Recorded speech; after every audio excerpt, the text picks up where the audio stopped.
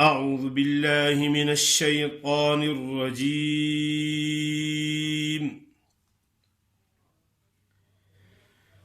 بسم الله الرحمن الرحيم.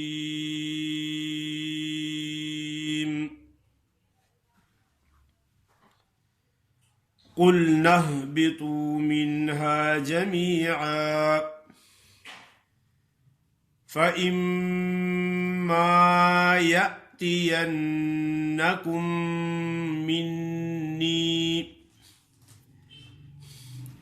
مِنِّي هُدًى فَمَنْ تَبِعَ هُدَايَ فَلَا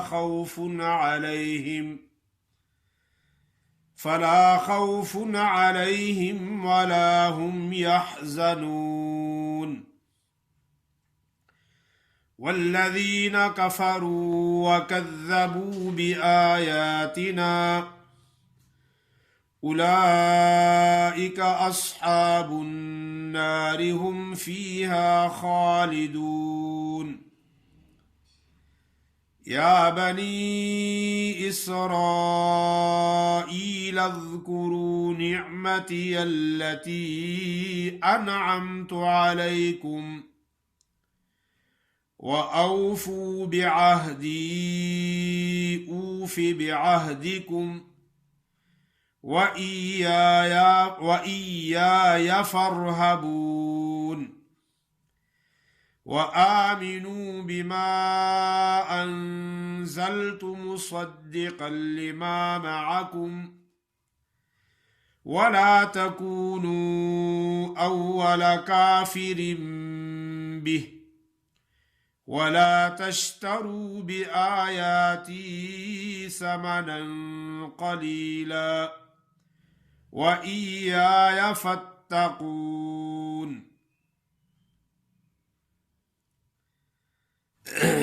ماشاءاللہ آیت نمبر 38 سے لے کر 41 تک آپ کے سامنے تلاوت کی ہے.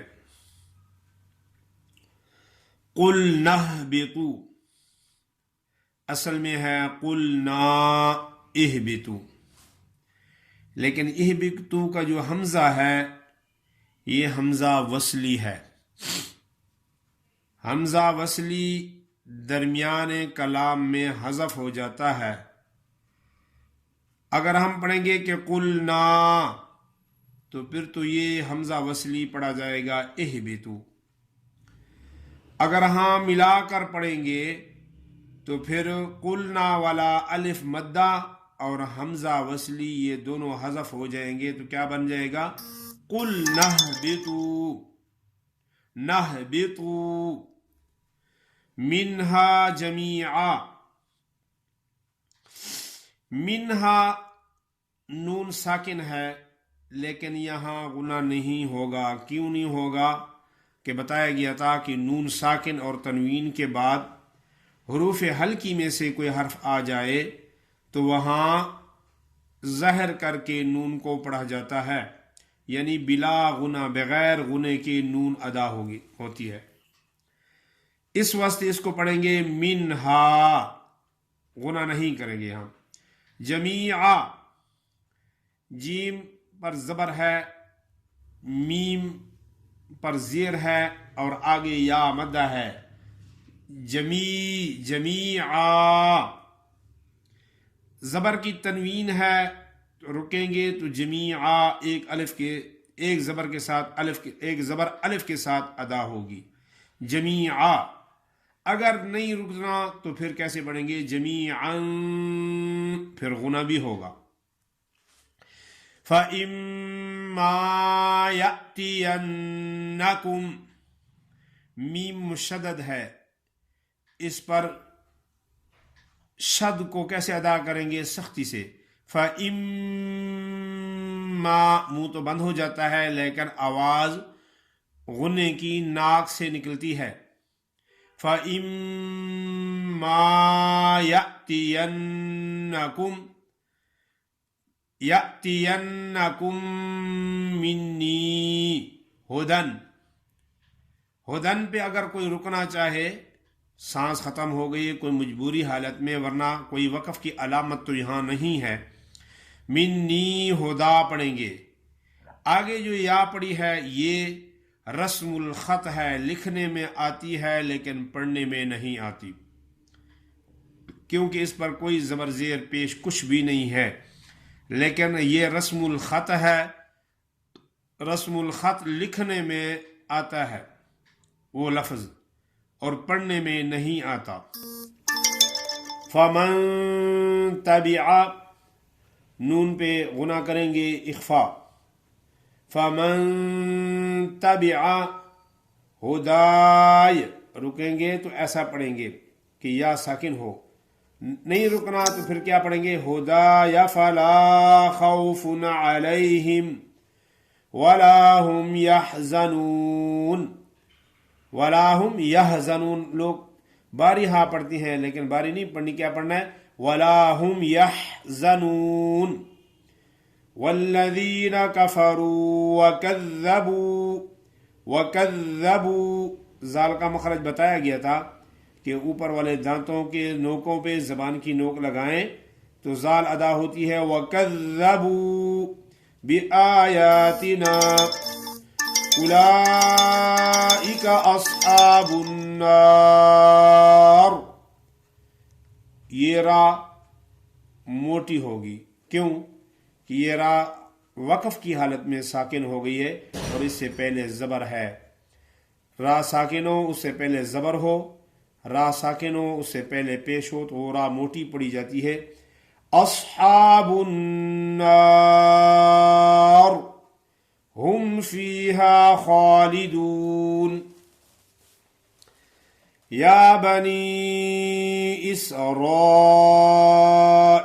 اذکروا نعمتی التي انعمت علیکم وأوفوا بعہدی، وأوفوا حمزہ وا زبر او، یہ جو وا ساکن ہے وہ ساکن ہو اس سے پہلے زبر ہو تو وہ کیا ہوتی ہے لین ہوتی ہے، وأو ایسے پڑھیں گے، اور وہ ساکن ہو اس سے پہلے پیش ہو تو وہ کیا ہوتی ہے مدہ ہوتی ہے۔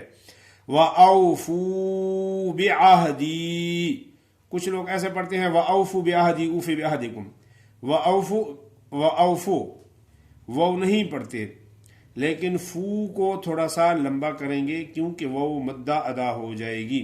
وَأَوْفُوا بِعَهْدِي، اوفی اوفے نہیں کرنا، کیوں کہ فے کریں گے تو حرف مجہول ہی ادا ہوتا ہے۔ یا زیر کی ادائیگی کے وقت ایسی آواز نکلنی چاہیے کہ اس کو کہتے ہیں یا معروف، یا معروف یعنی یا کی تھوڑی سی آواز آنی چاہیے، کیونکہ یا مدہ جو ہوتی ہے تو وہ زیادہ لمبی ہو جاتی ہے فی، لیکن ادھر یا تو نہیں ہے، لیکن زیر کی آواز ایسی چاہیے کہ آدھی یا کی آواز آنی چاہیے، مجہول نہیں پڑھنا، وَأُوفِي فے نہیں کرنا، وَأُوفِي بِعَهْدِكُمْ اوفی بعہدکم وَإِيَّايَ فَارْهَبُونِ وَآمِنُوا بِمَا أَنزَلْتُ مُصَدِّقًا لِمَا مَعَكُمْ وَلَا تَكُونُوا أَوَّلَ كَافِرٍ بِهِ۔ یہ حرف کی آپ کو سمجھ آئی ہوگی کہ نون ساکن اور تنوین کے بعد بتایا گیا تھا کہ با کا حرف آ جائے تو نون کو میم سے بدل کر پڑھیں گے، تو یہ اصل میں کافرن ہے، نون تنوین ہے، لیکن یہ چھوٹا سا میم لکھا ہوا ہوتا ہے، اگر ہاں کہیں نہ بھی لکھا ہو تو اس قاعدے کو یاد رکھنا کہ نون ساکن اور تنوین کے بعد با آ جائے اور ملا کر پڑھیں تو پھر کیا پڑھیں گے، نون کے بجائے میم پڑھیں گے، کافرم بہ ولا تشتروا بآیاتی ثمنا قلیلا وإیایا فاتقون۔ ماشاءاللہ آپ کے سامنے جو تلاوت کی ہے، لیکن آپ کو آج حروف مدہ ہی بتاتا ہوں۔ حروف مدہ 3 ہیں، حروف مدہ 3 ہیں۔ وہ کون کون سے ہیں؟ الف، الف ساکن مقبل مفتوح ہوتا ہے، مقبل سے مانا پہلے، الف ساکن مقبل مفتوح ہوتا ہے، ہمیشہ وہ ساکن ہوتا ہے۔ الف وہ ہوتا ہے جو اس پر نہ زبر ہوتی ہے، نہ زیر ہوتی ہے، نہ پیش ہوتا ہے، نہ اس پر کوئی سکون کی علامت ہوتی ہے۔ اگر جس پر زبر زیر پیش ہو یا اس پر کوئی سکون کی علامت ہو تو وہ الف نہیں ہوتا، وہ حمزہ ہوتا ہے۔ الف یہ ہوتا ہے، آپ کو بتاتا ہوں، فَإِمَّا، یہ میم کے ساتھ جو لگا ہوا ہے یہ الف ہے۔ اس سے پہلے ہمیشہ جدھر الف ہوتا ہے اس سے پہلے ہمیشہ حرف پر پہلے زبر ہوتی ہے، اس کو کہتے ہیں الف ساکن مقبل مفتوح۔ یعنی مفتوح وہ ہوتا ہے جس حرف پر زبر ہوتی ہے، زبر کو فتح کہتے ہیں، اور جس حرف پر زبر ہو اس کو مفتوح کہتے ہیں۔ اس واسطے میں نے آپ کے سامنے یہ کہا ہے کہ الف ساکن مقبل مفتوح، یہ ایک ہو گیا۔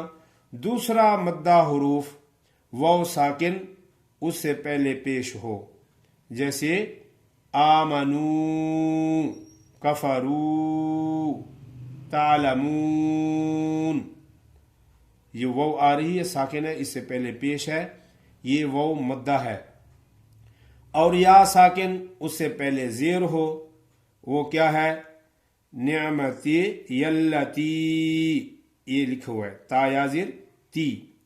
یا ساکن اس سے پہلے زیر ہو تو وہ یا مدہ ہوتی ہے، اگر یا ساکن ہو اس سے پہلے زبر ہو تو وہ کیا ہوتی ہے؟ وہ یا لین ہوتی ہے، یا ساکن سے پہلے پیش نہیں آ سکتا۔ واو ساکن مقبل مفتوح ہو یعنی زبر ہو تو وہ واو لین ہوتی ہے، واو ساکن اس سے پہلے پیش ہو تو وہ واو مدہ ہوتی ہے، واو ساکن سے پہلے زیر نہیں آ سکتی۔ تو یہ 3 حروف مدہ ہیں، مد منا لمبا کرنا، کھینچنا، دراز کرنا۔ اگر کسی نے پڑھا کہ نعمت یلتی انعمت، نعمت یلتی انعمت، تی کو لمبا نہیں کیا تو یا ایک حرف کم ہو جائے گا، یا حرف کو گھٹا دینا، بڑھا دینا، اس کو لحن جلی کہتے ہیں، اور لحن جلی کا حکم حرام ہے۔ جزاک